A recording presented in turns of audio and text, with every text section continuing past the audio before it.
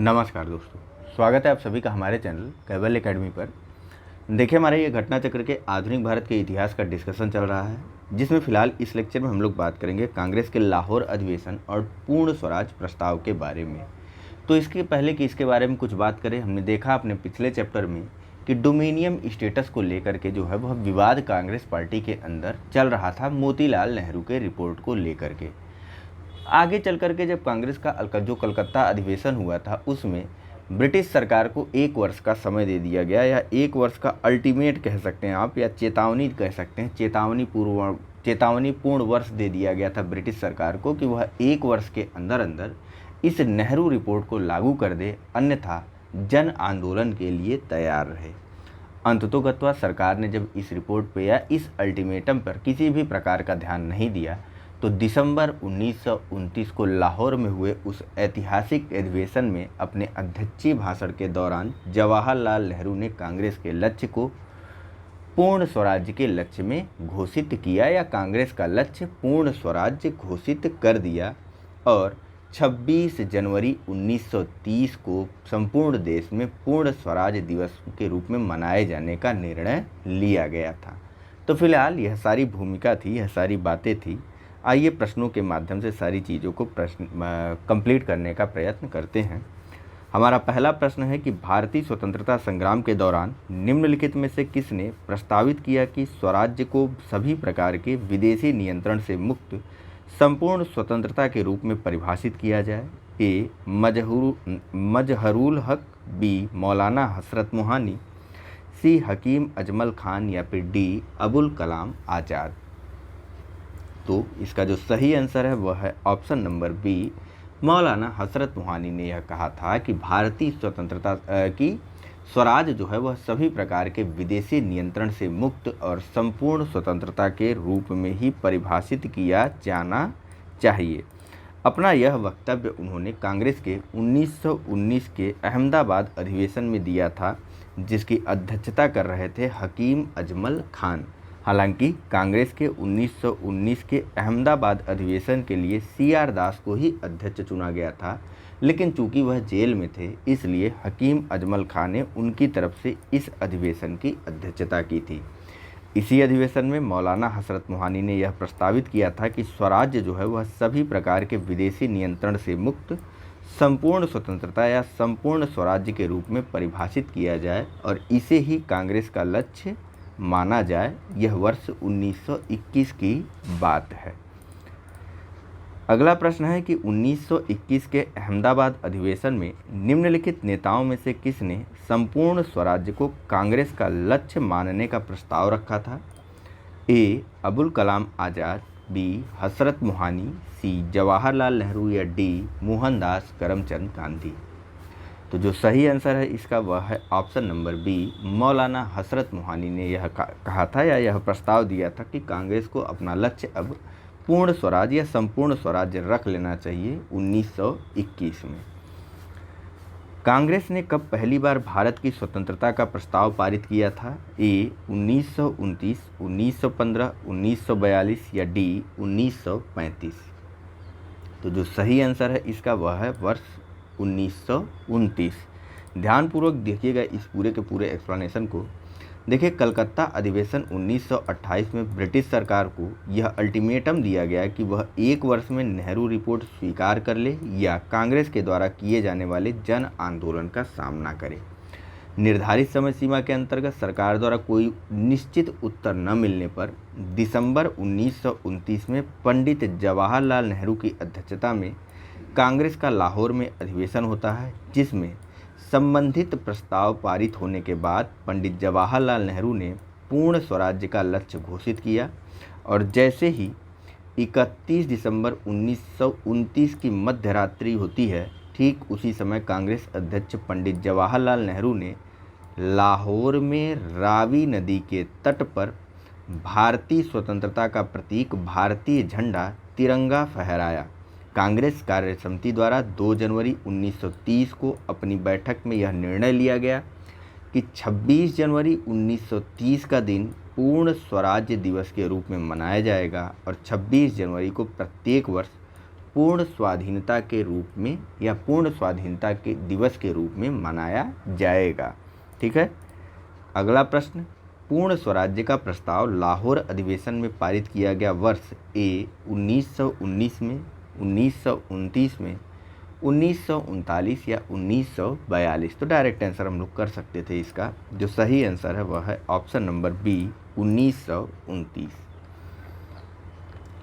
Next, भारतीय राष्ट्रीय कांग्रेस द्वारा किस दिन को पूर्ण स्वराज्य दिवस घोषित किया गया? तो भारतीय राष्ट्रीय कांग्रेस के द्वारा 26 जनवरी 1930 को पूर्ण स्वराज्य दिवस घोषित किया गया था, यानी कि ऑप्शन नंबर ए सही है।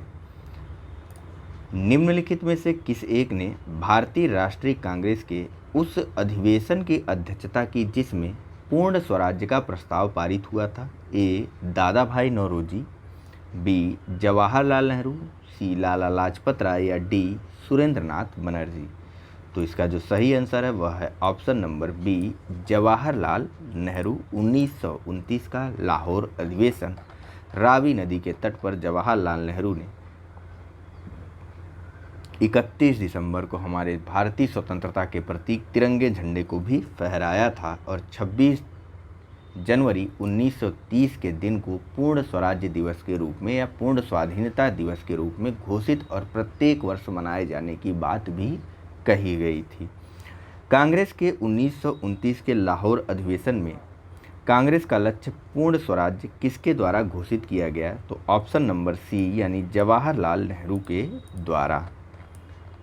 31 दिसंबर 1929 को अर्धरात्रि में भारतीय राष्ट्रध्वज को किसने फहराया? तो 31 दिसंबर 1929 को मध्यरात्रि या अर्धरात्रि में भारतीय राष्ट्रध्वज जो है वह पंडित जवाहरलाल नेहरू ने लाहौर में रावी नदी के तट पर फहराया था।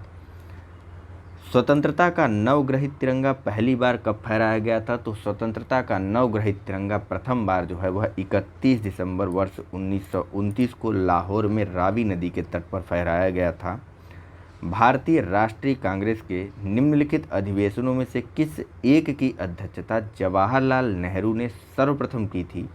लाहौर अधिवेशन 1929, कलकत्ता अधिवेशन 1928, लखनऊ अधिवेशन 1936 और रामगढ़ अधिवेशन 1940। तो जवाहरलाल नेहरू ने सर्वप्रथम कांग्रेस की अध्यक्षता लाहौर अधिवेशन वर्ष 1929 में की थी और इसी में पूर्ण स्वराज्य के प्रस्ताव को पारित कर दिया गया था और साथ ही साथ 26 जनवरी को स्वतंत्रता दिवस मनाने का भी निश्चय कर लिया गया था। अगला प्रश्न है कि भारतीय राष्ट्रीय कांग्रेस का लाहौर अधिवेशन 1929 इतिहास में इसलिए बहुत प्रसिद्ध है क्योंकि पहला, कांग्रेस ने पूर्ण स्वराज्य की मांग का एक संकल्प पारित किया। दूसरा, इस अधिवेशन में उग्रवादियों एवं उदारवादियों के बीच झगड़े को सुलझा लिया गया। तीसरा, इस अधिवेशन में दो राष्ट्रों के मांग की सिद्धांत को अस्वीकार करते हुए संकल्प पारित किया गया। आपको बताना है कि उपरोक्त में से कौन सा कथन जो है वह सत्य है।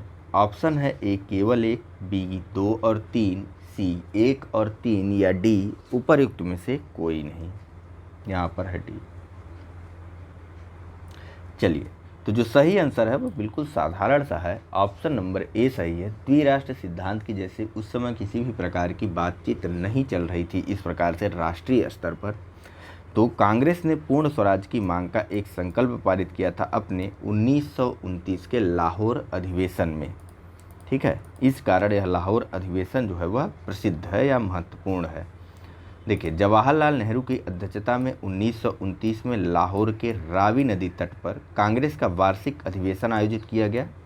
इस अधिवेशन में ऐतिहासिक पूर्ण स्वराज्य की मांग का संकल्प पारित किया गया और 1930 को 26 जनवरी को प्रथम स्वाधीनता दिवस मनाया गया था तथा उसी वर्ष से प्रतिवर्ष 26 जनवरी को स्वाधीनता दिवस मनाया जाने लगा था। अगला प्रश्न है कि स्वतंत्रता आंदोलन के इतिहास में भारतीय राष्ट्रीय कांग्रेस का 1929 का अधिवेशन इसलिए महत्वपूर्ण है क्योंकि इस अधिवेशन में कांग्रेस के उद्देश्य के तौर पर स्वशासन प्राप्ति की घोषणा की गई। बी, कांग्रेस के लक्ष्य के तौर पर पूर्ण स्वराज्य प्राप्ति को स्वीकृत किया गया। सी असहयोग आंदोलन का आरंभ हुआ या डी लंदन में गोलमेज सम्मेलन में भागीदारी लेने का निर्णय किया गया। तो जो सही आंसर है वह सामान्य सा है, ऑप्शन नंबर बी। निम्नलिखित में से भारतीय राष्ट्रीय कांग्रेस के अधिवेशनों में से किस में कांग्रेस का लक्ष्य पूर्ण स्वराज्य घोषित किया गया? तो यह था ऑप्शन नंबर ए 1929 का लाहौर अधिवेशन। अध्यक्षता कर रहे थे पंडित जवाहरलाल नेहरू। कांग्रेस ने पूर्ण स्वराज की घोषणा सबसे पहले कहाँ की? तो ऑप्शन नंबर ए लाहौर। भारतीय राष्ट्रीय कांग्रेस के लाहौर अधिवेशन के अध्यक्ष थे तो option number B Pandit Jawaharlal Nehru. Next, निम्नांकित में से कौन सा 1929 में कांग्रेस के लाहौर अधिवेशन में पारित संकल्प में शामिल नहीं था? ए भारत के विदेश नीति की घोषणा, बी पूर्ण स्वराज्य के लक्ष्य की घोषणा, सी सविनय अवज्ञा आंदोलन आरंभ करने की तैयारी, या डी अस्पृश्यता उन्मूलन। तो इसका जो सही आंसर है वह है ऑप्शन नंबर डी। कांग्रेस के लाहौर अधिवेशन में अस्पृश्यता उन्मूलन संबंधी किसी भी प्रकार का प्रस्ताव जो है वह पारित नहीं किया गया था। ठीक है, आइए देखिए इसके एक्सप्लेनेशन को समझने का प्रयास कीजिए थोड़ा सा। 31 दिसंबर को कांग्रेस ने अपने लाहौर अधिवेशन के संकल्पों को घोषित किया था, जिसमें शामिल था पहला, गोलमेज सम्मेलन से कोई लाभ नहीं है। दूसरा, नेहरू कमेटी की डोमिनियन राज्य के दर्जे की योजना समाप्त की जाती है। और तीसरा शब्द स्वराज्य का अर्थ बताया गया पूर्ण स्वतंत्रता। और सबसे अंत में चौथा, भारतीय राष्ट्रीय कांग्रेस जब उचित समझेगी नागरिक अवज्ञा आंदोलन प्रारंभ करेगी। ठीक है, अब आपको लग रहा होगा कि विदेश नीति कहाँ गई? तो जो गोलमेज सम्मेलन में भाग लेना था उसको विदेश नीति से संबंधित कर दिया गया है। तो देखिए, गोलमेज सम्मेलन से संबंधित नीति को ही भारतीय विदेश की नीति के रूप में माना गया। ध्यान रखिएगा, कांग्रेस ने अपने लाहौर अधिवेशन में ही गोलमेज सम्मेलन में भाग लेने से इनकार कर दिया था। ठीक है, अब ब्रिटिश ऐसा क्यों था गोलमेज सम्मेलन में भाग लेना विदेशी नीति थी? क्योंकि ब्रिटेन के शासन में शेष विश्व से संबंधित नीति का निर्धारण जो है वह ब्रिटिश सरकार ही करती थी। 1921 के कांग्रेस के अधिवेशन में सर्वप्रथम यह संकल्प व्यक्त किया गया था कि भारत की एक विदेश नीति भी होनी चाहिए। ठीक है, लेकिन 1921 के कांग्रेस अधिवेशन में। ठीक है, अगला प्रश्न है कि पूर्ण स्वराज्य संकल्प को भारतीय राष्ट्रीय कांग्रेस के लाहौर अधिवेशन में किसने प्रस्तुत किया था? ए बाल गंगाधर तिलक, बी जवाहरलाल नेहरू, सी मोहनदास करमचंद गांधी, या सरदार पटेल। तो जाहिर सी बात है और सामान्य सा उत्तर है option number B Jawaharlal Nehru. देखिए, पूर्ण स्वराज्य के संकल्प को भारतीय राष्ट्रीय कांग्रेस के 1929 के लाहौर अधिवेशन में जवाहरलाल नेहरू द्वारा तैयार और प्रस्तुत किया गया था। इस अधिवेशन में अपने अध्यक्षीय भाषण में बोलते हुए जवाहरलाल नेहरू ने कहा कि आज हमारा सिर्फ एक लक्ष्य है, स्वाधीनता का लक्ष्य। हमारे लिए स्वाधीनता है पूर्ण स्वतंत्रता। ध्यान देने योग्य बात यह है कि इसी लाहौर अधिवेशन में नेहरू समिति की रिपोर्ट को भी निरस्त घोषित कर दिया गया, जिसमें केवल भारत के लिए अधिराज्य का दर्जा या डोमिनियन स्टेटस देने की मांग की गई थी। नेक्स्ट, और हमारा अगला चैप्टर है सविनय अवज्ञा आंदोलन। भूमिका बिल्कुल आसान है। पिछले चैप्टर में हमने देखा कि भारत सरकार के द्वारा जो है नेहरू जी द्वारा नेहरू रिपोर्ट की जो अल्टीमेटम या नेहरू रिपोर्ट के अंतर्गत जो भी चीज़ें दी गई थी उसको अस्वीकार कर दिया गया। और इसके साथ साथ कांग्रेस ने अपने 1929 के अधिवेशन में अपने लक्ष्य को डोमिनियन स्टेटस से हटाते हुए पूर्ण स्वराज्य घोषित कर दिया था। और कांग्रेस द्वारा जैसा कि अपने कलकत्ता अधिवेशन में अल्टीमेटम देते हुए ब्रिटिश सरकार से कहा गया था कि अब वह जो है एक जन आंदोलन करेगी, तो इसी कारण जो है वह जन आंदोलन शुरुआत की जाती है। और जो जन आंदोलन था वह था सविनय अवज्ञा आंदोलन। तो फिलहाल इस चैप्टर में हम इसी आंदोलन के संदर्भ में बातें करेंगे। देखिए, इसके पहले कि यह सविनय अवज्ञा आंदोलन शुरू होता, इसकी भूमिका किस प्रकार से बनती है इसे देखिए। पिछले चैप्टर में तो जो देखा इसके साथ साथ गांधी जी ने अपने यंग इंडिया में, ठीक है, गांधी जी का एक पत्र था या पत्रिका थी यंग इंडिया, उसके माध्यम से यह जो है विभिन्न प्रकार के विचारों को प्रस्तुत करते थे या बताते थे अपने विचारों को, ठीक है। तो यंग इंडिया में गांधी जी ने तत्कालीन वायसराय लॉर्ड इरविन और ब्रिटिश प्रधानमंत्री रैमजे मैकडोनाल्ड को संबोधित करते हुए 31 जनवरी, ये लिख देता हूँ खाली, 31 जनवरी 1930 को अपनी 11 मांग रखी, जिसको कहा गया गांधी जी द्वारा प्रस्तुत 11 सूत्री मांगे। अपने इन 11 सूत्री मांगों में गांधी जी ने यह मांग की कि सेना के व्यय और सिविल सेवकों को वेतन में 50% की कटौती की जाए, डाक आरक्षण बिल पास किया जाए, पूर्णतया शराबबंदी को लागू किया जाए, राजनीतिक बंदियों को रिहा किया जाए, गुप्तचर विभाग में सुधार किया जाए, हथियार कानून में सुधार करते हुए आत्मरक्षा हेतु भारतीयों को बंदूक इत्यादि के लाइसेंस देने की स्वीकृति प्रदान की जाए, वस्त्र उद्योग को संरक्षण प्रदान किया जाए, भारतीय समुद्र तट केवल भारतीयों के लिए आरक्षित किया जाए, भूमि कर में कटौती हो और उस पर नियंत्रण जो है वह काउंसिल का हो, नमक कर व नमक पर सरकारी एकाधिकार को समाप्त किया जाए और साथ ही साथ रुपया और स्टर्लिंग के विनिमय अनुपात को भी कम किया जाए, 1 शिलिंग में 4 पैसे करने की बात या 4 पेंस करने की बात कही गई थी। तो इस प्रकार से कुल 11 सूत्री गांधी जी ने मांग रख दी। अब गांधी जी तो भाई ठीक है मांग लिए, मिला कुछ नहीं।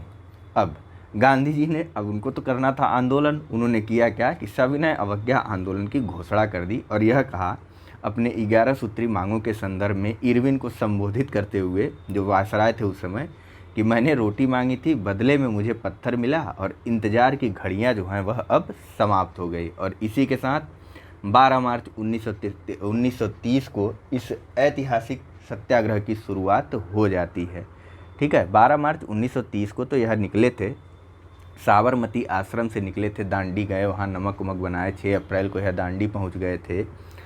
तो 6 अप्रैल के दिन से ही सविनय अवज्ञा आंदोलन की शुरुआत मानी जाती है, जिस दिन गांधी जी ने नमक उठाते हुए नमक कानून को तोड़ा था। तो फिलहाल यह सारी बातें हो गई, आइए चलते हैं सीधा अब प्रश्नों की तरफ और बात करते हैं हमारे सबसे पहले प्रश्न की। पूछा जा रहा है कि किस कांग्रेस सत्र में कार्यकारी कमेटी को सविनय अवज्ञा आंदोलन प्रारंभ करने का अधिकार दिया गया था? ए बम्बई सत्र, बी लाहौर सत्र, सी लखनऊ सत्र या डी त्रिपुरी सत्र?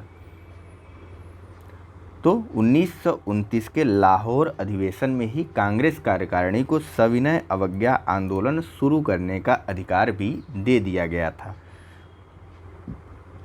और फरवरी 1930 में साबरमती आश्रम में हुई कांग्रेस कार्यकारिणी की दूसरी बैठक में महात्मा गांधी को इस आंदोलन का नेतृत्व सौंप दिया गया। दांडी यात्रा के साथ निम्नलिखित में से क्या प्रारंभ हुआ? ए होम रूल आंदोलन, असहयोग आंदोलन, सविनय अवज्ञा आंदोलन या भारत छोड़ो आंदोलन? दांडी यात्रा के साथ भारत में शुरुआत हो गई सविनय अवज्ञा आंदोलन की। महात्मा गांधी ने 12 मार्च 1930 को अपना प्रसिद्ध दांडी मार्च शुरू किया। साबरमती आश्रम से चुने हुए 89 बोलेंगे ना 89 को, ठीक है, तो चुने हुए 89 साथियों के साथ इन्होंने दांडी की ओर प्रस्थान किया। 24 दिनों की लंबी यात्रा के बाद यह 6 अप्रैल 1930 को इनके द्वारा दांडी में सांकेतिक रूप से नमक कानून को भंग किया गया और इस प्रकार से नमक कानून को तोड़कर उन्होंने औपचारिक रूप से सविनय अवज्ञा आंदोलन को शुरू किया। सविनय अवज्ञा आंदोलन गांधी जी के नेतृत्व में पूरे देश में फैल गया। तमिलनाडु में गांधीवादी नेता सी राजगोपालाचारी ने तिरुचेनगोड आश्रम से तिरुचिरापल्ली के वेदारण्यम तक भी नमक यात्रा की थी। दांडी यात्रा की गई थी, तो दांडी यात्रा की गई थी बताइए कब? 12 मार्च 1930 को यह यात्रा शुरू हुई थी और 6 अप्रैल 1930 को यह यात्रा दांडी में पहुंचने के साथ ही समाप्त हो गई थी। यात्रा समाप्त हुई थी, आंदोलन शुरू हुआ था। 89 साथी थे कि 78 साथी थे गांधी जी की इस यात्रा में, मेरे ख्याल से। चलिए अभी प्रश्न आएगा तो वहाँ देखते हैं। सविनय अवज्ञा आंदोलन के रूप में गांधी जी ने दांडी मार्च प्रारंभ किया था। ए 31 दिसंबर 1929, बी 26 जनवरी 1930, सी 12 मार्च 1930 या डी 6 अप्रैल 1930? तो सविनय अवज्ञा आंदोलन के रूप में गांधी जी ने दांडी मार्च को शुरू किया था 12 मार्च 1930 को। यह संपूर्ण होता है 6 अप्रैल 1930 को। गांधी जी ने दांडी यात्रा प्रारंभ की थी, तो गांधी जी ने दांडी यात्रा प्रारंभ की थी अपने आश्रम साबरमती से। 1930 में महात्मा गांधी ने सविनय अवज्ञा आंदोलन कहाँ से प्रारंभ किया था? ए वर्धा, बी दांडी, सी सेवाग्राम या डी साबरमती अथवा ई उपर्युक्त में से कोई नहीं या उपर्युक्त में से एक से अधिक। तो फिलहाल इसका जो सही आंसर है वह है option number D, B Dandi से सविनय अवज्ञा आंदोलन की शुरुआत हुई थी। और आप कह सकते हैं साबरमती भी इसका एक सर्वाधिक उपयुक्त आंसर हो सकता है, क्योंकि बिहार लोक सेवा आयोग ने ऑप्शन नंबर बी यानी साबरमती को माना था। जबकि हमने देखा कि जब यह दांडी पहुंचते हैं और 6 अप्रैल 1930 को नमक कानून तोड़ते हैं और उसी के साथ इस सविनय अवज्ञा आंदोलन की शुरुआत होती है। निम्नलिखित प्रांतों में से किस प्रांत के सत्याग्रहियों की संख्या महात्मा गांधी के दांडी कूच में सर्वाधिक थी? ए बिहार, बी गुजरात, सी महाराष्ट्र या डी बंगाल। चलिए, तो जो सही आंसर है इसका वह है option number B. Gandhi ji के सत्याग्रहियों में सर्वाधिक जो शामिल थे वह थे गुजरात के लोग दांडी मार्च में। ठीक है, देखिए कुछ संख्या भी निश्चित करके दी हुई है। फिलहाल यहाँ देखिए 12 मार्च 1930 को महात्मा गांधी ने दांडी मार्च गुजरात में समुद्र तट पर नमक कानून का उल्लंघन करके सविनय अवज्ञा आंदोलन प्रारंभ करने के उद्देश्य से अपने साबरमती अहमदाबाद स्थित साबरमती आश्रम से चुने हुए साथियों के साथ सत्याग्रह के लिए कूच किया। ये सब वेबसाइट छोड़िए। जहाँ देखिए इस सूची में राज्य एवं सत्याग्रही, यहाँ पर देखिए सूचियाँ दी हुई हैं किस राज्य से कितने लोग शामिल हुए थे, और जहाँ से 1 या 2 सत्याग्रही शामिल हुए थे उनका नाम भी इन्होंने बता दिया है। तो ध्यान देते हुए और ध्यानपूर्वक सुनिएगा, कभी कभी डायरेक्ट नाम भी पूछता है। तो देखिए गांधी जी के इस कूच में गुजरात से 31 लोग शामिल थे, महाराष्ट्र से 13, उत्तर प्रदेश से 8 लोग गांधी जी के दांडी मार्च में शामिल थे, कच्छ से 6, केरल से 4, पंजाब से 3, राजपुताना से 3, बॉम्बे से 2, दाऊद भाई और हरीलाल माहिमपुरा, सिंध से 1, आनंद हिंगोरानी, नेपाल से 1, महावीर, तमिलनाडु से 1, तपन नायर, आंध्र प्रदेश से 1 व्यक्ति सुब्रमण्यम, उत्कल से 1 व्यक्ति मोहित बास दास, कर्नाटक से 1 महादेव मार्तंड, बिहार से 1 गिरिवरधारी चौधरी और बंगाल से 1 दुर्गेश चंद्र दास। सभी को याद करने की जरूरत बिल्कुल भी नहीं है। उत्तर प्रदेश से जानते चलिएगा 8 लोग गए थे, गुजरात से सर्वाधिक लोग गए थे और नेपाल से 1 व्यक्ति गए थे जिनका नाम था महावीर। अगला प्रश्न है कि निम्नलिखित में से किसने गांधी जी के नमक आंदोलन में भाग लिया था? ए सरोजिनी नायडू, राजकुमारी अमृत कौर, कमला देवी चट्टोपाध्याय या डी उपर्युक्त में से सभी। चलिए, तो जो सही आंसर है वह है ऑप्शन नंबर डी, उपर्युक्त में से सभी व्यक्तियों ने गांधी जी के इस नमक आंदोलन में भाग लिया था या दांडी मार्च में भाग लिया था। देखिए महात्मा गांधी ने 12 मार्च 1930 को अपना प्रसिद्ध दांडी मार्च शुरू किया। साबरमती आश्रम से चुने हुए 78 सहयोगियों के साथ सत्याग्रह के लिए कूच किया। 24 दिनों की लंबी यात्रा के बाद इन्होंने 6 अप्रैल 1930 को दांडी में सांकेतिक रूप से नमक कानून को भंग किया था और इस प्रकार से नमक कानून को तोड़ते हुए 6 अप्रैल 1930 को सविनय अवज्ञा आंदोलन का शुभारंभ या शुरुआत की। सविनय अवज्ञा आंदोलन में महिलाओं ने भी व्यापक तौर पर भागीदारी की, जिनमें शामिल रहे सरोजिनी नायडू, राजकुमारी अमृत कौर, कमला देवी चट्टोपाध्याय। अगला प्रश्न है कि निम्नलिखित में से किस आंदोलन में महिलाओं की भागीदारी सर्वाधिक मानी जाती है? ए असहयोग आंदोलन, नमक सत्याग्रह, बारदौली कूच या भारत छोड़ो आंदोलन। जो सही आंसर है इसका वह है ऑप्शन नंबर बी, रसोई से जुड़ा मामला था नमक का। महात्मा गांधी ने 1930 में सविनय अवज्ञा आंदोलन आरंभ किया था। ए सेवाग्राम से, बी दांडी से, सी साबरमती से या डी वर्धा से। अब देखिए, अब इसका answer option number B Dandi. IAS pre 1995 का यह प्रश्न है। सविनय अवज्ञा देखिए आंदोलन वह दांडी से ही शुरू हुआ था। हालांकि कुछ स्टेट लोक सेवा आयोग द्वारा या राज्य लोक सेवा आयोग जो होते हैं वह इस प्रकार के उत्तर जो है वह स्वीकार कर लेते हैं कि जब इन्होंने यात्रा की शुरुआत की यानी 12 मार्च 1930, उसी दिन से सविनय अवज्ञा आंदोलन शुरू हो गया, जबकि वह शुरुआत थी दांडी मार्च की। फिलहाल महात्मा गांधी ने 12 मार्च 1930 को साबरमती से अपने 78 सहयोगियों के साथ पैदल चलकर 24 दिनों में लगभग 390 किलोमीटर या 241 मील की यात्रा कर दांडी गुजरात के नवसारी जिले में स्थित दांडी पहुँचे, जहां 6 अप्रैल 1930 को उन्होंने नमक कानून भंग कर सविनय अवज्ञा आंदोलन आरंभ किया। यह 5 तारीख को ही पहुंच गए थे शाम तक, और अगली सुबह 6 तारीख को इनके द्वारा इस कानून का उल्लंघन, नमक कानून का उल्लंघन किया गया था। सविनय अवज्ञा आंदोलन शुरू हुआ दांडी मार्च के बाद।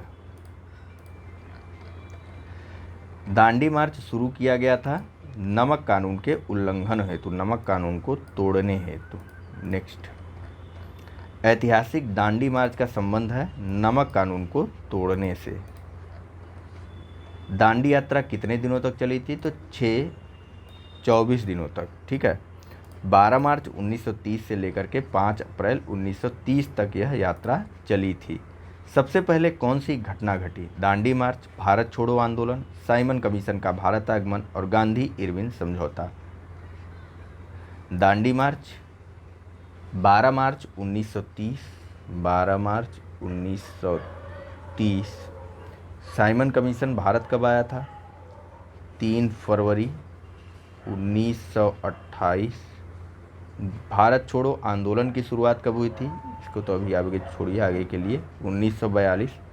गांधी इरविन समझौता कब हुआ था? 5 मार्च 1931। अब बताइए, तो जो सबसे पहले घटना घटित हुई थी वह हुई थी साइमन कमीशन का भारत आगमन।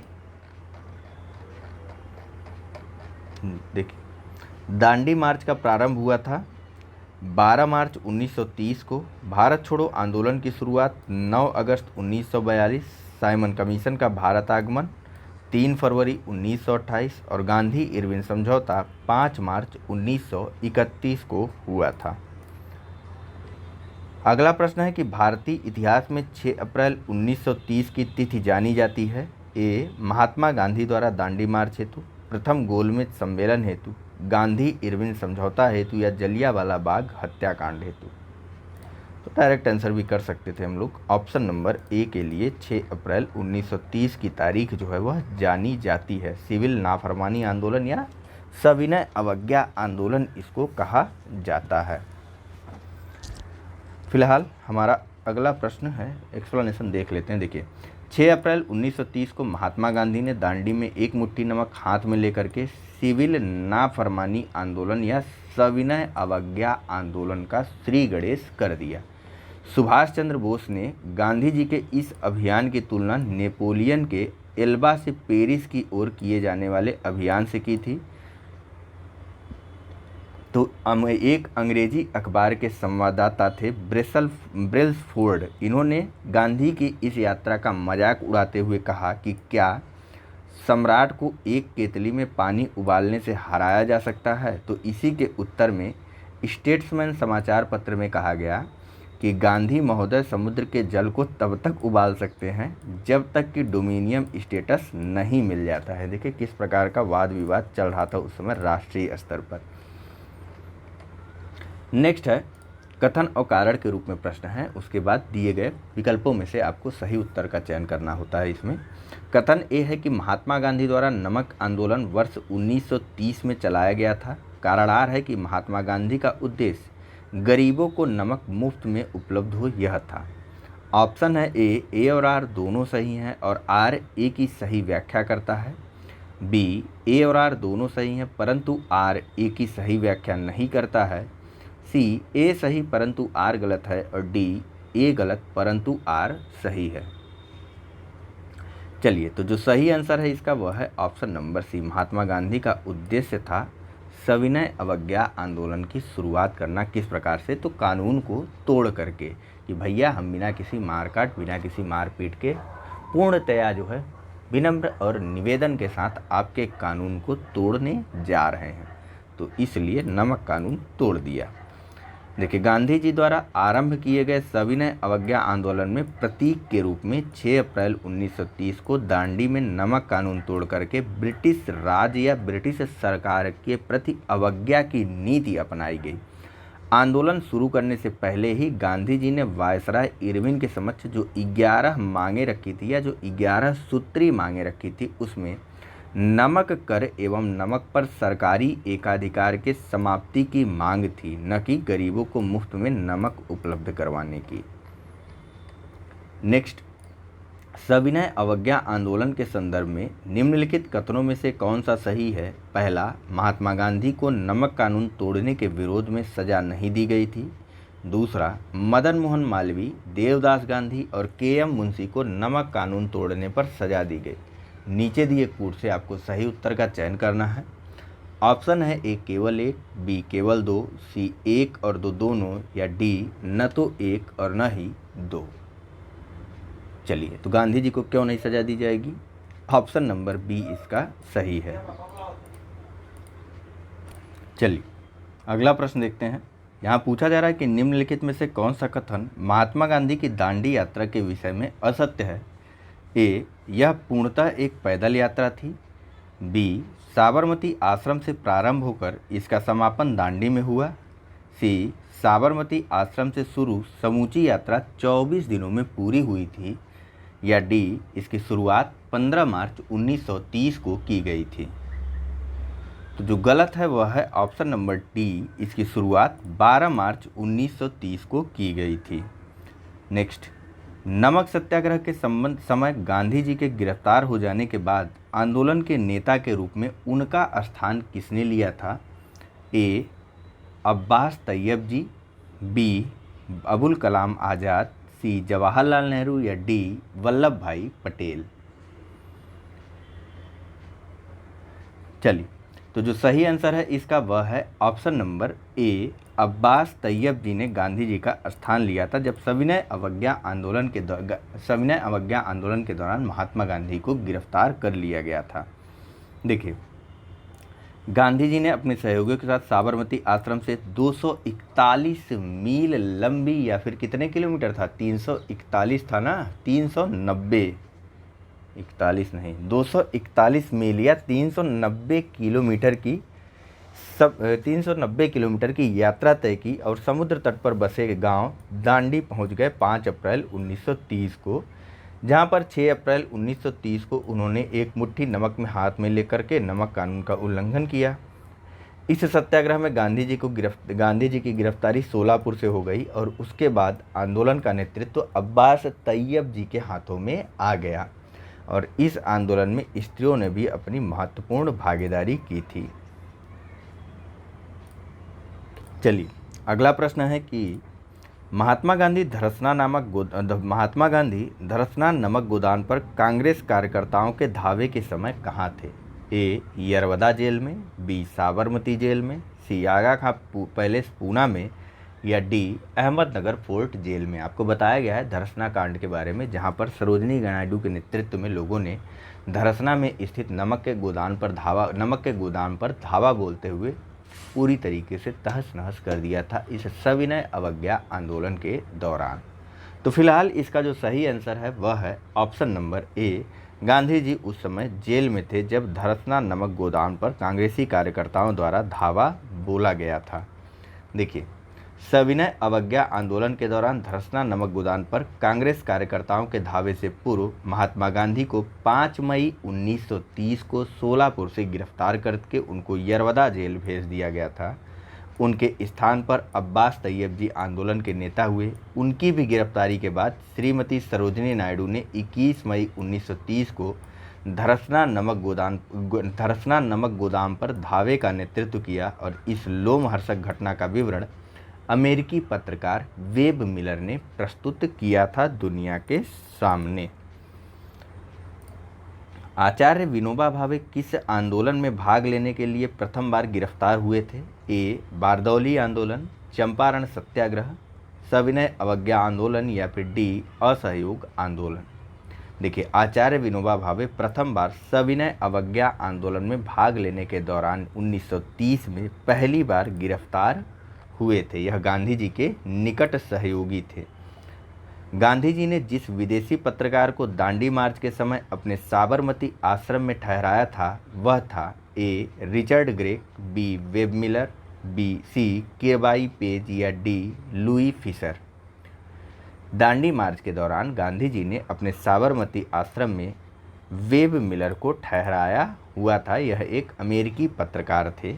देखिए, वेब मिलर एक अमेरिकी पत्रकार था जिसे गांधी जी ने दांडी मार्च के समय अपने साबरमती आश्रम में आश्रय प्रदान किया था।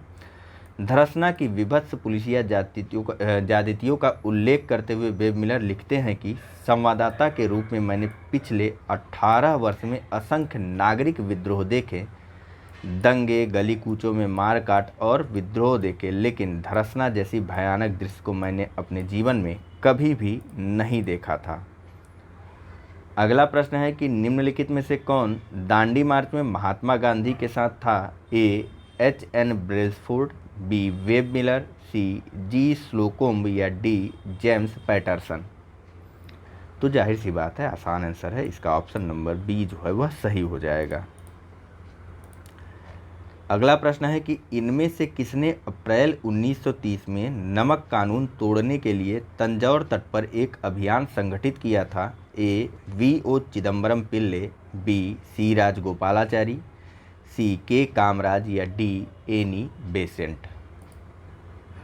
चलिए, इसका जो सही आंसर है वह है ऑप्शन नंबर बी, सी. राजगोपालाचारी ने तंजौर तट पर एक दल संगठित किया था ताकि तंजौर तट पर नमक कानून को तोड़ा जा सके। यह एक प्रतीकात्मक यात्रा थी गांधी जी के दांडी मार्च की ही तरह। देखिए, 6 अप्रैल 1930 को गांधी जी ने गुजरात के दांडी तट पर नमक बना करके नमक कानून का उल्लंघन किया। इसी के साथ संपूर्ण देश में सविनय अवज्ञा आंदोलन की शुरुआत हुई। समस्त देश में नमक कानून का उल्लंघन संबंधी अभियान संचालित किया गया। तमिलनाडु के तंजौर में समुद्री तट पर चक्रवर्ती राजगोपालाचारी ने तिरुचिरापल्ली से वेदारण्यम तक की नमक यात्रा प्रारंभ की। 30 अप्रैल को इनको गिरफ्तार करने के बाद भी इनका आंदोलन जो है इनके समर्थकों द्वारा लगातार चलाया जाता रहा। अगला प्रश्न है कि भारतीय स्वतंत्रता संघर्ष के दौरान रेड शर्ट्स के नाम से भी पहचाने जाने वाले खुदाई खिदमतगारों ने आह्वान किया। ए. उत्तर पश्चिम के पख्तून जनजातीय क्षेत्रों को अफगानिस्तान के साथ मिलाकर एक करने का, बी. उपनिवेशीय शासकों को आतंकित करने और अंत में उन्हें हटा देने के लिए आतंकवादी युक्तियों और तरीकों को अपनाने का, सी. राजनैतिक और सामाजिक सुधार के लिए साम्यवादी क्रांतिवादी विचारधारा को अपनाने का, या डी. पठान क्षेत्रीय राष्ट्रीय एकता का और उपनिवेशवाद के विरुद्ध संघर्ष का। चलिए, तो जो सही आंसर है इसका वह है ऑप्शन नंबर डी, पठान क्षेत्रीय राष्ट्रीय एकता और उपनिवेशवाद के विरुद्ध संघर्ष का आह्वान किया गया था सविनय अवज्ञा आंदोलन के दौरान खुदाई खिदमतगारों के द्वारा, जिसका नेतृत्व कर रहे थे सीमांत गांधी, खान अब्दुल गफ्फार खां।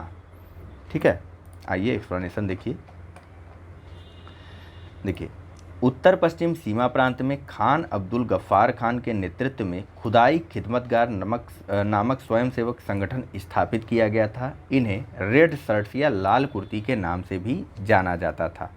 लाल कुर्ती संगठन ने ही पठानों की राष्ट्रीय एकता का नारा बुलंद किया और अंग्रेजों से स्वतंत्रता के लिए ब्रिटिश उपनिवेशवाद के विरुद्ध आंदोलन को संगठित किया तथा श्रमजीवियों की हालत में सुधार की भी मांग की। जब अन्य प्रांतों के मुसलमान स्वयं को सत्याग्रह आंदोलन से अलग रख रहे थे, उत्तर पश्चिमी सीमा प्रांत के मुसलमानों ने खान अब्दुल गफ्फार खान के नेतृत्व में सविनय अवज्ञा आंदोलन में एक महत्वपूर्ण भूमिका निभाई थी। अगला प्रश्न है कि लाल कुर्ती दल संगठित किया गया था। ए. स्वतंत्र पख्तूनिस्तान बनाने के लिए, बी. पाकिस्तान का सृजन करने के लिए, सी. अंग्रेजों को निकालने के लिए, या डी. स्वतंत्रता के पश्चात भारत को एक साम्यवादी देश बनाने के लिए। चलिए, तो जो सही आंसर है इसका वह है ऑप्शन नंबर सी, अंग्रेजों को निकालने के लिए इस खुदाई खिदमतगार संगठन को संगठित किया गया था।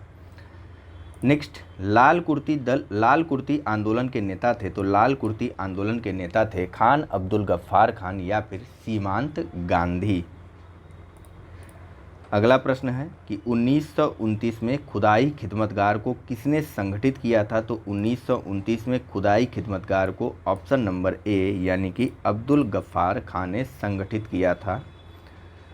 अगला प्रश्न है कि गढ़वाल रेजिमेंट के सैनिकों ने प्रदर्शनकारियों पर गोली चलाने से इनकार कर दिया था, ए खिलाफत आंदोलन में, बी असहयोग आंदोलन में, सी सविनय अवज्ञा आंदोलन में या डी भारत छोड़ो आंदोलन में।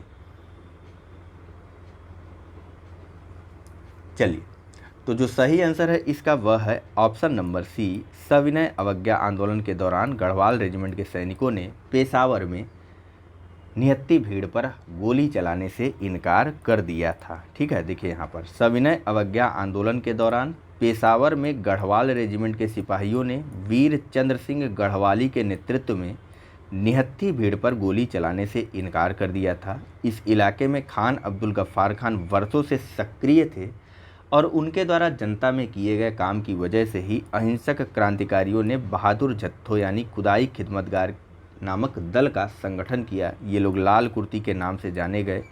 सविनय अवज्ञा आंदोलन में इनकी भूमिका जो है वह काफ़ी सक्रिय रही थी। वीर चंद्र सिंह गढ़वाली का नाम मत भूलिएगा। अगला प्रश्न है कि सन 1930 में सन 1930 में अंग्रेज सरकार के विरुद्ध प्रसिद्ध पेशावर कांड का नायक कौन था, तो वह नायक था हमारा वीर चंद्र सिंह गढ़वाली। नेक्स्ट और अगला प्रश्न है इसी चैप्टर से कि जिया तरंग आंदोलन कहाँ प्रारंभ हुआ, ए नागालैंड, त्रिपुरा, मणिपुर या मिजोरम। चलिए, रानी गैडिनेल्यू के नेतृत्व में यह आंदोलन प्रारंभ किया गया था। देखिए कहाँ पर हुआ था, तो मणिपुर में।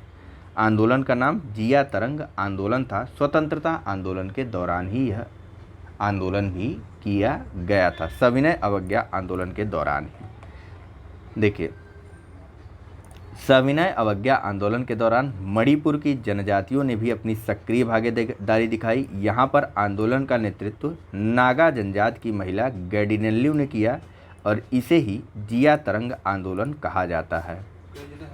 अगला प्रश्न है, चलिए अगला प्रश्न है कि बेगूसराय के चौकीदारी टैक्स के विरुद्ध आंदोलन एक हिस्सा था, ए असहयोग आंदोलन का, बी सविनय अवज्ञा आंदोलन का, भारत छोड़ो आंदोलन का या फिर खिलाफत आंदोलन का।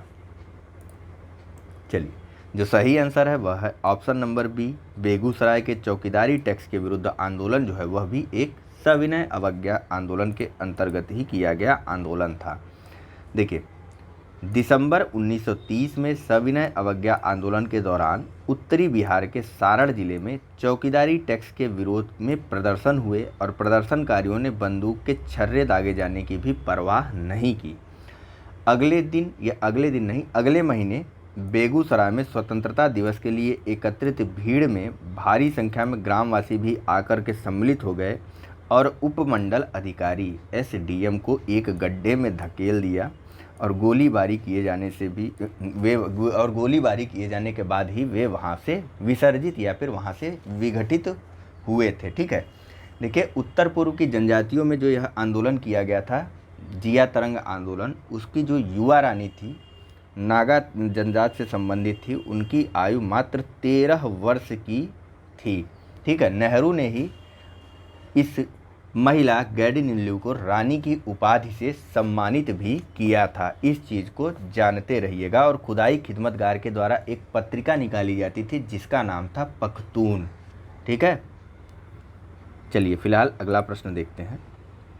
सविनय अवज्ञा आंदोलन सिविल डिसओबीडियंस मूवमेंट, ठीक है, की असफलता के बाद गांधी जी ने महत्व दिया, ए रचनात्मक कार्यक्रम को, बी हिंसा के सीमित उपयोग को, सी अंग्रेजों से समझौते पर या उपयुक्त में से कोई नहीं। चलिए, तो जो सही आंसर है इसका वह है ऑप्शन नंबर ए, सविनय अवज्ञा आंदोलन की असफलता के बाद गांधी जी ने रचनात्मक कार्यक्रमों को महत्व दिया था। देखिए, सविनय अवज्ञा आंदोलन की असफलता के बाद गांधी जी ने रचनात्मक कार्यक्रमों को महत्व दिया। अक्टूबर 1934 में गांधी जी ने अपना पूरा समय हरिजनोत्थान में लगाने के लिए सक्रिय राजनीति से स्वयं को हटाने का निश्चय किया। सितंबर 1932 में गांधी जी ने हरिजन कल्याण हेतु अखिल भारतीय छुआछूत विरोधी लीग की स्थापना की और हरिजन नामक साप्ताहिक पत्र का भी प्रकाशन किया। इस चैप्टर से अंतिम प्रश्न है कि प्रभावती देवी किस क्षेत्र की स्वतंत्रता संग्राम सेनानी थी? ए चंपारण, बी पटना, सी भागलपुर या डी शाहाबाद। चलिए, तो जो सही आंसर है इसका वह है ऑप्शन नंबर बी, प्रभावती जो है वह सविनय अवज्ञा आंदोलन के दौरान पटना से सक्रिय रही थी। देखिए, स्वतंत्रता आंदोलन में बिहार की महिलाओं ने भी महत्वपूर्ण योगदान दिया था। इनमें शामिल थी सरला देवी, प्रभावती देवी, राजवंशी देवी, सुनीति देवी और राधिका देवी, जिसमें से प्रभावती देवी पटना की स्वतंत्रता संग्राम सेनानी थी। हमारा अगला चैप्टर है महात्मा गांधी और तत्कालीन वायसराय रहे इरविन, यानी कि गांधी इरविन के मध्य समझौते के संदर्भ में। तो आइए एक बार पहले थोड़ा सा इसके बारे में जान लेते हैं, महात्मा गांधी और इरविन के मध्य हुए इस समझौते को या इस समझौते के बारे में। ज़रा याद करके बताइए कि महात्मा गांधी और इरविन के मध्य यह समझौता किस और किन कारणों से किया गया था? कुछ याद आ रहा है? अभी अभी हमने देखा कि हमारा आंदोलन चल रहा था सविनय अवज्ञा आंदोलन, और यह अपने असफलता की ओर बढ़ता जा रहा था। ठीक है, परिणाम स्वरूप हुआ क्या कि 5 मार्च 1931 को, देखिए, तेज बहादुर सप्रू और M.R. जयकर के प्रयत्नों के कारण ही गांधी जी और इरविन के मध्य 17 फरवरी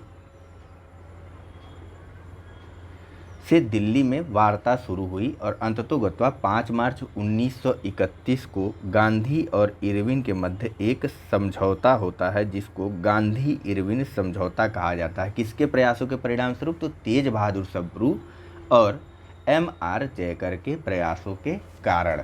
ठीक है, तो अब इस समझौते में क्या क्या बातें कहेंगे, क्या क्या चीज़ें हुई, इनके बारे में थोड़ा सा जानते चलिए। तो देखिए, इसको गांधी इरविन समझौते को ही दिल्ली समझौते के नाम से भी जाना जाता है। सरोजिनी नायडू ने इस समझौते के संदर्भ में यह कथन कहा था कि यह 2 महात्माओं का मिलन है। फिलहाल इस समझौते के अंतर्गत जो शर्तें इरविन के द्वारा मानी गई वे थीं कि जिन राजनीतिक बंदियों पर, ध्यान से सुनिएगा, जिन राजनीतिक बंदियों पर हिंसा का आरोप नहीं है उनको छोड़ करके शेष को रिहा कर दिया जाएगा। भारतीय समुद्र के किनारे नमक अब बना सकते हैं। भारतीय लोग शराब व विदेशी वस्त्रों की दुकानों पर कानून की सीमा के भीतर धरना दे सकते हैं, यानी कि अहिंसक रूप से वह इकट्ठा होकर के शराब की दुकानों और विदेशी वस्त्रों की दुकानों पर धरना दे सकते हैं। और सरकारी नौकरियों से सविनय अवज्ञा आंदोलन के दौरान जिन लोगों ने इस्तीफा दिया था, सरकार उनको वापस नौकरी पर रखने में उदारता भी दिखाएगी। ठीक, अब गांधी जी की तरफ से कांग्रेस की तरफ से गांधी जी के द्वारा जो बातें स्वीकार की गई इरविन की, उसमें था सविनय अवज्ञा आंदोलन को अब स्थगित कर दिया जाएगा। कांग्रेस निकट भविष्य में होने वाले दूसरे गोलमेज सम्मेलन में भाग लेगी और कांग्रेस जो है वह ब्रिटिश सामानों का बहिष्कार नहीं करेगी। ठीक है, KM मुंशी इस समझौते के संदर्भ में कहते हैं कि यह भारत के संवैधानिक इतिहास में एक युग प्रवर्तक घटना थी। हालांकि समझौते से जो भारत का युवा वर्ग था वह काफ़ी ज़्यादा असंतोष महसूस कर रहा था, या उसको संतोषजनक लाभ जो है वह इस समझौते से नहीं दिख रहा था। कारण था भगत सिंह, राजगुरु और सुखदेव को फांसी, जो कि 23 मार्च 1931 को दे दी गई थी। इसी के बाद आगे चल कर के 26 मार्च को एक कराची अधिवेशन होता है कांग्रेस का, जहां पर गांधी और इरविन के इस समझौते को स्वीकार कर लिया गया और पहली बार कांग्रेस ने मौलिक अधिकारों और राष्ट्रीय आर्थिक कार्यक्रमों से संबंधित प्रस्तावों को भी अपने लक्ष्यों के रूप में स्वीकार किया था। और इस कराची अधिवेशन, मार्च 1931 के कराची अधिवेशन की अध्यक्षता वल्लभ भाई पटेल कर रहे थे और इसी कराची अधिवेशन में गांधी जी ने कहा था कि गांधी मर सकता है लेकिन गांधीवाद नहीं। फिलहाल आइए इसी के साथ जल्दी जल्दी इस गांधी इरविन समझौते को भी हम लोग प्रश्नोत्तर के माध्यम से कंप्लीट कर लेते हैं। सबसे पहला प्रश्न है कि गांधी इरविन समझौता हुआ मुख्य रूप से ए गोलमेज सम्मेलन में कांग्रेस की भागीदारी सहज करने के लिए, बी सविनय अवज्ञा आंदोलन समाप्त करने के लिए, सी गांधी जी द्वारा किया गया आमरण अनशन तोड़ने के लिए, या डी नमक पर कर समाप्त करने के लिए। फिलहाल इसका जो सही आंसर है वह है गोलमेज सम्मेलन में कांग्रेस की भागीदारी को सुनिश्चित करने के लिए यह गांधी इरविन समझौता हुआ था। आइए एक्सप्लेनेशन से भी देख लेते हैं। देखिए, गांधी जी ने फरवरी 1931 में वायसराय लॉर्ड इरविन से भेंट की। उनकी बातचीत 15 दिनों में चली, जिसमें वे लोग 8 बार मिले। परिणाम स्वरूप 5 मार्च 1931 को एक समझौता हुआ जिसे गांधी इरविन समझौते या दिल्ली पैक्ट के नाम से भी जाना जाता है। इस समझौते के तहत कांग्रेस को सविनय अवज्ञा आंदोलन स्थगित करना पड़ा। कांग्रेस द्वितीय गोलमेज सम्मेलन में भाग लेने के लिए तैयार हो गई। फिलहाल इसमें और आगे जरूरी नहीं, क्योंकि हमने पहले ही पढ़ रखा है कि कांग्रेस ने जो है वह प्रथम गोलमेज सम्मेलन का बहिष्कार कर दिया था। अगला प्रश्न है कि गांधी इरविन समझौते में, अभी गोलमेज सम्मेलन के संदर्भ में पूरा का पूरा चैप्टर है, वहाँ पर हम लोग और डिटेल से देख लेंगे, ठीक है। तो यहाँ देखिए पहले कि गांधी इरविन समझौते में निम्नलिखित में से क्या सम्मिलित था। पहला, राउंड टेबल कॉन्फ्रेंस में भाग लेने के लिए कांग्रेस को आमंत्रित करना। दूसरा, असहयोग आंदोलन के संबंध में जारी किए गए अध्यादेशों को वापस लेना। तीसरा, पुलिस की ज्यादतियों की जांच ही करने हेतु गांधी जी के सुझाव की स्वीकृति। और तीसरा, केवल उन्हीं कैदियों की रिहाई जिन पर हिंसा का अभियोग नहीं था। यह पिछले वर्ष के आईएएस प्री का प्रश्न है। नीचे कूट का प्रयोग करते हुए आपको सही उत्तर देना था। ऑप्शन था ए केवल 1, बी केवल 1, 2 और 4, सी केवल 3 और डी केवल 2, 3 और 4। और यहाँ पर जब आप उत्तर करने लगेंगे तो आपको यह शब्द बहुत ज़्यादा खलेगा, क्योंकि इसके इंग्लिश वाले वर्जन में इस शब्द को कहा गया था सविनय अवज्ञा आंदोलन। और चूँकि पेपर में लिखा रहता है कि जो भी होगा प्रश्न में विवाद की स्थिति में अंग्रेजी वाले वर्जन को मान्यता प्रदान की जाएगी या वरीयता प्रदान की जाएगी, तो इंग्लिश में लिखा गया था इस दूसरे विकल्प को सिविल डिसओबीडियंस मूवमेंट, और हिंदी में इसको लिख दिया गया नॉन कोऑपरेशन मूवमेंट का ट्रांसलेशन कर दिया गया, यानी कि असहयोग आंदोलन कर दिया गया। तो इस कारण से काफ़ी लोगों के सिलेक्शन जो है वह रुक गए थे। फिलहाल जो सही आंसर था वह था ऑप्शन नंबर बी, ठीक है। और ज़्यादातर लोग किसके साथ गए थे, देखिए राउंड टेबल इरविन समझौते में क्या क्या था, तो राउंड टेबल कॉन्फ्रेंस में कांग्रेस ने भाग ले लिया था। असहयोग आंदोलन के संबंध में, सविनय अवज्ञा आंदोलन के संबंध में जारी किए गए अध्यादेश वापस ले लिए गए। पुलिस की जातियों की जांच करने हेतु गांधी जी के सुझाव को स्वीकार कर लिया गया। लेकिन चूंकि यह सही नहीं था तो 1 और 3 खोजते आदमी जो है वह 1, 3 और 4 के साथ जाना चाह रहा था। उसको 2 का विकल्प नहीं मिल रहा था कहीं पर भी, इस कारण उसका उत्तर जो है वह गलत हो जा रहा था, ठीक है। नेक्स्ट देखिए, गांधी इरविन समझौता, जिसे दिल्ली समझौता के नाम से जानते हैं, 5 मार्च 1931 को दिल्ली में संपन्न हुआ, जिसमें प्रमुख प्रावधान थे। पहला, गोलमेज सम्मेलन में भाग लेने के लिए कांग्रेस को आमंत्रित करना। दूसरा, असहयोग आंदोलन नहीं, सविनय अवज्ञा आंदोलन के संबंध में जारी किए गए अध्यादेशों को सरकार वापस ले लेगी। जिन राजनीतिक बंदियों पर हिंसा के आरोप थे उन्हें छोड़ करके बाकी को रिहा कर दिया जाएगा। जबकि पुलिस की ज्यादतियों की जांच करने हेतु गांधी जी के सुझावों पर इसमें स्वीकृति शामिल नहीं की गई थी, ठीक है। अगला प्रश्न है कि गांधी इरविन समझौते पर हस्ताक्षर हुए थे, तो गांधी इरविन समझौते पर हस्ताक्षर हुए थे वर्ष 1931 में। यहाँ पर थोड़ा और डिटेल में इस समझौते के बारे में दिया गया है। देखिए, 5 मार्च 1931 को गांधी इरविन के मध्य समझौता हुआ था, जिसके अनुसार गांधी के नेतृत्व में कांग्रेस सविनय अवज्ञा आंदोलन स्थगित करने को तैयार हो गई। सभी युद्धबंदियों जिनके विरुद्ध हिंसा का आरोप नहीं था उनको रिहा करने का आदेश दिया गया। विदेशी कपड़ों और शराब की दुकानों पर शांतिपूर्ण धरना देने का अधिकार दिया गया। समुद्र तटीय प्रदेशों में बिना नमक कर दिए नमक बनाने की अनुमति दी गई और कांग्रेस द्वितीय गोलमेज सम्मेलन में भाग लेने के लिए तैयार हो गई, लेकिन जनता इस समझौते से निराश हुई क्योंकि भगत सिंह, सुखदेव और राजगुरु को फांसी न दिए जाने की जनता की मांग को इसमें शामिल नहीं किया गया। अगला प्रश्न है कि गांधी इरविन समझौता हुआ था, तो गांधी इरविन समझौता हुआ था 1931 में, 5 मार्च 1931 को। नेक्स्ट, 5 मार्च 1931 को निम्न में से कौन समझौता हुआ था, तो 5 मार्च 1931 को निम्न में से ऑप्शन नंबर सी वाला यानी कि इरविन गांधी समझौता हुआ था।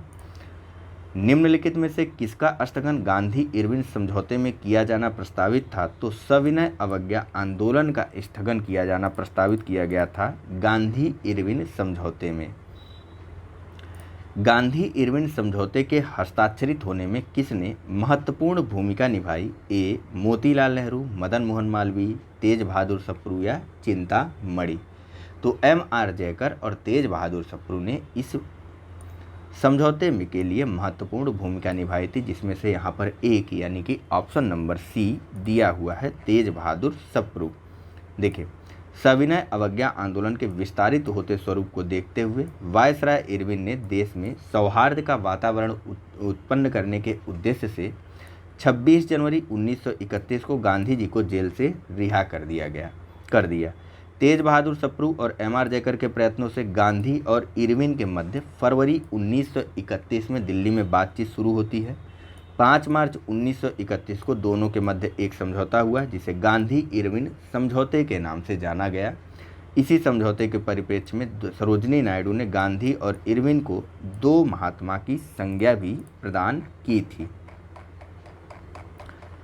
अगला प्रश्न है कि गांधी इरविन समझौता में किसने मध्यस्थ की भूमिका अदा की थी, तो ऑप्शन नंबर बी ने इसमें मध्यस्थ की भूमिका अदा की थी।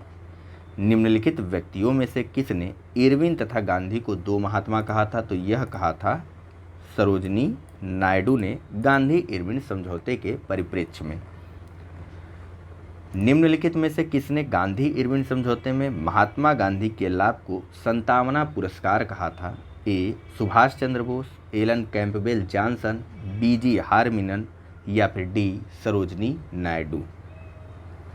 चलिए, तो जो सही आंसर है इसका वह है एलन कैंपबेल जॉनसन, यानी कि option number B Alan Campbell Johnson ने गांधी इरविन समझौते में महात्मा गांधी को लाभ को संतावना पुरस्कार कह के संबोधित किया था। देखिए, एलन कैंपबेल जॉनसन जो है वह इरविन के जीवनीकार थे और इन्होंने महात्मा गांधी के लाभों को संतावना पुरस्कार कहा और साथ ही साथ यह भी कहा कि इरविन ने एकमात्र आत्मसमर्पण के रूप में बातचीत के लिए सहमत होना था। ये मतलब इरविन का यह एकमात्र आत्मसमर्पण था कि वह बातचीत के लिए सहमत हो गया था। तो फिलहाल इस चैप्टर का यह अंतिम प्रश्न था। इसी के साथ चलिए अगला चैप्टर भी हम लोग कंप्लीट कर लेते हैं। ठीक है, मुश्किल से 5-6 प्रश्न है इस चैप्टर में, इसे भी कंप्लीट कर लेते हैं। इस चैप्टर का नाम है कराची अधिवेशन, जिसकी भूमिका और पृष्ठभूमि के बारे में आपको बता दिया गया है। तो डायरेक्ट चलते हैं प्रश्न की तरफ और बात करते हैं हमारे पहले प्रश्न के बारे में। पूछा जा रहा है कि निम्नलिखित में से किसने भारतीय राष्ट्रीय कांग्रेस के कराची अधिवेशन का सभापतित्व किया था? ए जवाहरलाल नेहरू ने, बी JM सेनगुप्ता ने, सी सुभाष चंद्र बोस या डी वल्लभ भाई पटेल। तो 1931 के कराची अधिवेशन की अध्यक्षता की गई थी कांग्रेस के वल्लभ भाई पटेल के द्वारा। ठीक है, देखिए, गांधी इरविन समझौते या दिल्ली समझौते को मंजूरी देने के लिए सरदार पटेल की अध्यक्षता में 26 से 31 मार्च 1931 को कांग्रेस का कराची अधिवेशन हुआ। इसी अधिवेशन में पहली बार कांग्रेस ने मौलिक अधिकारों और राष्ट्रीय आर्थिक कार्यक्रमों के संबंध में भी प्रस्ताव पारित किए थे। इसी अधिवेशन में कुछ लोगों के विरोध करने पर गांधी जी ने कहा था कि गांधी मर सकता है परंतु गांधीवाद नहीं। यह पहला अवसर था जब पूर्ण स्वराज्य को कांग्रेस के द्वारा परिभाषित भी किया गया था। अगला प्रश्न है कि 1931 में भारतीय राष्ट्रीय कांग्रेस के कराची अधिवेशन के लिए जिसकी अध्यक्षता सरदार पटेल कर रहे थे, किसने मूल अधिकारों तथा आर्थिक कार्यक्रम पर संकल्प प्रारूपित किया था? ए महात्मा गांधी, पंडित जवाहरलाल नेहरू, सी राजेंद्र प्रसाद या डी डॉक्टर BR अम्बेडकर। चलिए, तो मूल अधिकारों और भारत के आर्थिक कार्यक्रमों के संकल्प को प्रारूपित किया था पंडित जवाहरलाल नेहरू ने कराची अधिवेशन के लिए 1931 के। देखिए, वर्ष 1931 में भारतीय राष्ट्रीय कांग्रेस के कराची अधिवेशन में पारित मूल अधिकारों तथा आर्थिक कार्यक्रम पर संकल्प जो है वह पंडित जवाहरलाल नेहरू ने प्रारूपित किया था और MN राय ने इसमें सहयोगी की भूमिका निभाई थी। नेक्स्ट और अगला प्रश्न है कि निम्नलिखित में से किसने भारतीय राष्ट्रीय कांग्रेस के कराची अधिवेशन को महात्मा गांधी की लोकप्रियता और सम्मान की पराकाष्ठा माना है? ए सुभाष चंद्र बोस, बी पट्टाभी सीतारमैया, सी सरदार वल्लभ भाई पटेल या डी सरदार किशन सिंह। चलिए, तो जो सही आंसर है इसका वह है ऑप्शन नंबर ए, सुभाष चंद्र बोस ने भारतीय राष्ट्रीय कांग्रेस के अधिवेशन 1931 को महात्मा गांधी की लोकप्रियता और सम्मान की पराकाष्ठा माना है। नेक्स्ट और अगला प्रश्न है कि भारतीय स्वाधीनता संघर्ष से संबंधित निम्नलिखित घटनाओं को उनके सही क्रम में रख करके कूट चुनिए। पहला, द्वितीय गोलमेज सम्मेलन, दूसरा भारतीय राष्ट्रीय कांग्रेस का कराची अधिवेशन, तीसरा भगत सिंह को फांसी और चौथा गांधी इरविन समझौता। कूट है ए 1, 2, 3 एवं 4, बी 2, 3, 1, 4, सी 4, 3, 2, 1 या डी 3, 4, 2, 1। ध्यानपूर्वक देखिए, सबसे पहले होता है गांधी इरविन समझौता 5 मार्च 1931 को। उसके बाद 23 मार्च 1931 को ही भगत सिंह, सुखदेव और राजगुरु को लाहौर षड्यंत्र कांड के तहत फांसी दे दी जाती है। फिर भारतीय राष्ट्रीय कांग्रेस का कराची अधिवेशन होता है जिसमें गांधी इरविन समझौते को मान्यता प्रदान की जाती है। यह अधिवेशन 26 से 31 मार्च यानी कि भगत सिंह, राजगुरु, सुखदेव को फांसी दिए जाने के 3 दिन बाद कराची में आयोजित की गई और गांधी इरविन समझौते की इसमें पुष्टि कर दी गई और इसी के साथ यह तय हुआ कि अब कांग्रेस जो है वह द्वितीय गोलमेज सम्मेलन में भाग लेगी, यानी कि सबसे अंत में यह हुआ। तो फिर 4, 3, 2, 1, 4, 3, 2, 1 ऑप्शन नंबर बी सही। देखिए, गांधी इरविन समझौता, तो कांग्रेस ने वायसराय के साथ बातचीत के लिए गांधी जी को अधिकृत किया। गांधी और इरविन के बीच लंबी बातचीत के उपरांत 5 मार्च 1931 को दोनों के मध्य एक समझौते पर हस्ताक्षर हुआ जिसे हम लोग गांधी इरविन समझौते या दिल्ली समझौते के नाम से जानते हैं। फिर भगत सिंह को फांसी, लाहौर षड्यंत्र कांड में भगत सिंह, सुखदेव और राजगुरु को 23 मार्च 1931 को फांसी दे दी गई। कांग्रेस का कराची अधिवेशन 26 से 31 मार्च 1930 तक कराची में हुए कांग्रेस के वार्षिक अधिवेशन में गांधी इरविन समझौते की पुष्टि कर दी गई और उसके बाद गोलमेज सम्मेलन का दूसरा सत्र 7 सितंबर 1931 से प्रारंभ हुआ जिसमें महात्मा गांधी कांग्रेस के एकमात्र प्रतिनिधि के रूप में शामिल हुए थे और यह द्वितीय गोलमेज सम्मेलन जो है वह पूर्णतया निसफल हो गया था। अगला प्रश्न है कि भारतीय राष्ट्रीय आंदोलन से संबंधित निम्नलिखित घटनाओं को पढ़ें। पहला, भारतीय राष्ट्रीय कांग्रेस का कराची अधिवेशन, दूसरा राजगुरु को फांसी और तीसरा गांधी इरविन समझौता। इन घटनाओं का सही कालक्रम आपको लगाना है। ए 3, 2, 1, 1, 2, 3, 2, 3, 1, 1, 2, 2। चलिए, तो जो सही आंसर है सबसे पहले गांधी इरविन समझौता हुआ 5 मार्च 1931। भगत सिंह, राजगुरु और सुखदेव तीनों को एक साथ फांसी दी गई 23 मार्च 1931 को और उसके बाद गांधी इरविन समझौते की पुष्टि की गई 26 से 31 मार्च 1931 को कराची में हुए कांग्रेस के वार्षिक अधिवेशन में जिसकी अध्यक्षता सरदार वल्लभ भाई पटेल कर रहे थे। अगला प्रश्न है, भारतीय स्वाधीनता संग्राम से संबंधित निम्नलिखित घटनाओं पर विचार कीजिए। पहला, यह अंतिम प्रश्न है इस चैप्टर का।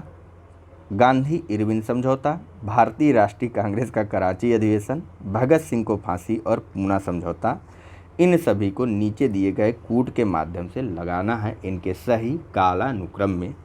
ए 1, 3, 4, 2, बी 1, 2, 3, 4, सी 4, 2, 3, 1 या डी 1, 3, 2, 4। तो बस इसका जो सही आंसर कौन होगा वह होगा पूना समझौता 1932 में हुआ था। 24 सितंबर 1932 को भगत सिंह को फांसी, 23 मार्च 1931 को भारतीय राष्ट्रीय कांग्रेस का अधिवेशन, 26 से 31 मार्च 1931 को भगत सिंह के फांसी के 3 दिन बाद, और गांधी इरविन समझौता 5 मार्च 1931 को, और इसी की पुष्टि की गई थी इस भारतीय राष्ट्रीय कांग्रेस के कराची अधिवेशन में। तो जो सही क्रम है वह हो जाएगा ऑप्शन नंबर डी, सी, 4 2 3 1। ठीक है, डी कहाँ, सी बी सी कह रहा हूँ, डी। सबसे पहले गांधी इरविन समझौता 1, उसके बाद भगत सिंह को फांसी 3, उसके बाद भारतीय राष्ट्रीय कांग्रेस का अधिवेशन 2, 1 3 2, और सबसे अंत में 4। यहाँ पर देख लीजिए सभी की डेट भी दी हुई है। गांधी इरविन समझौता 5 मार्च 1931, भगत सिंह को फांसी 23 मार्च 1931, भारतीय राष्ट्रीय कांग्रेस का कराची अधिवेशन 26 मार्च से 31 मार्च 1931 के मध्य, और पूना समझौता 24 सितंबर 1932 को संपन्न हुआ था गांधी जी और उनके सहयोगियों के मध्य, जब सांप्रदायिक पंचायत या सांप्रदायिक अधिनिर्णय का फैसला सुनाया गया था रैमजे मैकडोनाल्ड के द्वारा, जो कि उस समय ब्रिटेन के प्रधानमंत्री थे, जिसके तहत दलित वर्ग को भी पृथक निर्वाचन मंडल के आधार पर अधिकार प्रदान कर दिया गया था अपना नेता चुनने के लिए। तो फिलहाल इस चैप्टर में या इस लेक्चर में इतना ही है। नेक्स्ट अगले लेक्चर में हम लोग बात करेंगे गोलमेज सम्मेलन और उसके आगे के विभिन्न चैप्टर्स के बारे में। तब तक के लिए thank you very much for discussion. Channel को लाइक, सब्सक्राइब और शेयर करना मत भूलिएगा। धन्यवाद।